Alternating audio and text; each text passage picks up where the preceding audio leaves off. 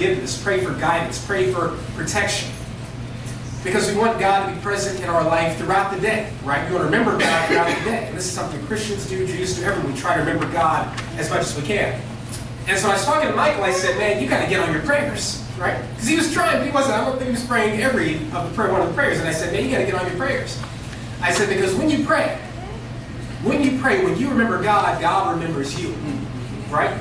As the Reverend said, you ask God, ask and you shall what? Receive. You shall receive. Same in Islam. Christianity, it's the same, right? So I said to him, brother, you got to get right with the prayers. Start praying those prayers. Let me see you, not just a few times a week, let me see you here every day. And the last thing he told me was, you're right, Mr. Edward. I'm going to try to do it. Now, a day or so later, Michael lost his life. And let me tell you something. I am so comforted by the last conversation I had because God is the God of mercy and love. We all make mistakes. We all fall short of perfection, far short of perfection, right? What matters is the effort you put in, right? And what I can tell you for sure is Michael was making the effort to take care of his family, to care for his mother, care for his child. He was making an effort. That's all he would talk about. That was his plan the last day I saw him, was to make an effort to be better. And so when I heard that he had passed away in this distressing way, I was shocked, I was upset, I was angry, but I was also comforted that the last conversation I had with him was something positive for him and for me, honestly. That the last words I said to him were not something worthless and meaningless, but something positive. And I'm so glad that we were able to come here and be with you today and help. You know, a lot of us, we saw Michael coming and going. We didn't know him our whole lives. We only knew him for a few years, but I tell you, he's a nice guy.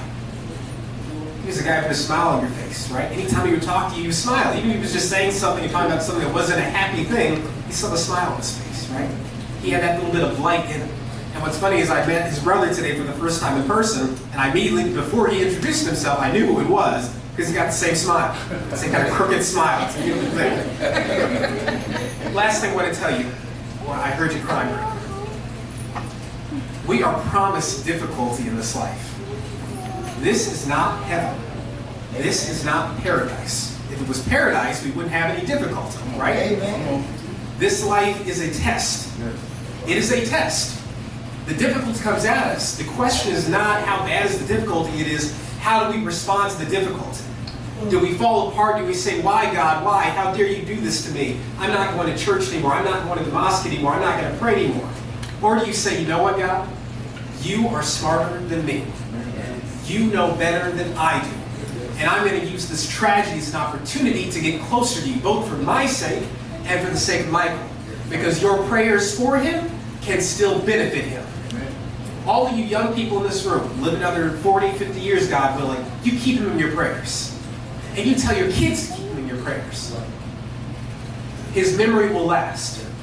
The prayers for him will last, and God will get the benefit of your prayers.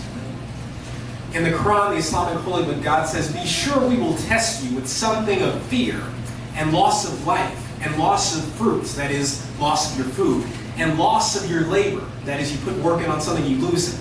We will test you with this, but give good news to those who are patient. Those who, when struck by calamity, say, Inna lillahi wa inna ilayhi raji'un. To God we belong, and to God we return. To God we belong, and to God we return. You lose someone you love, Inna lillahi wa inna ilayhi raji'un.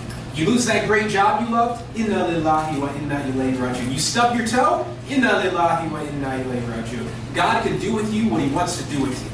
But God is the God of love and mercy, and he doesn't hurt you or let harm come to you for no reason. God is wise. God is just, and this life is a test. The question for me and for you when something like this happens is, will we pass the test?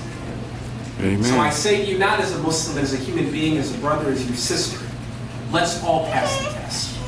Let's all pray for Michael, and let's all be better people for his sake. Let's let the tragedy that befell him cause us all to be better, because then he most certainly will not have died in vain, and he did not die in vain. He died trying to be a better person. He was improving himself. God knows that. May God have mercy upon him. May God forgive him. May God grant him the highest rank in paradise, and may God reunite all of us with him in heaven. Assalamu alaikum, may peace be upon you. Amen. Precious, a name so wonderful to me. His name is worthy of all praises.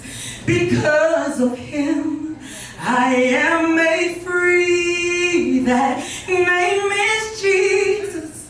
Oh, how I love him, the one who gave his life for me. Because of love so unconditional, I will have life eternally. This name speaks peace unto my storm clouds. This name speaks calm unto my fears. And when I feel that no one loves me, his loving presence is so near. That name is Jesus. Oh, how I love him, the one who gave his life for me. Because of love so unconditional, I will have life eternally. Oh, praise that name.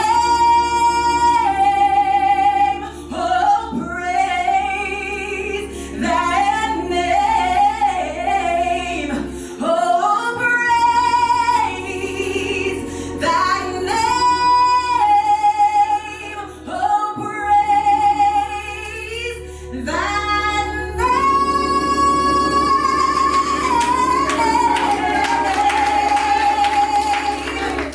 Because of love so unconditional, I will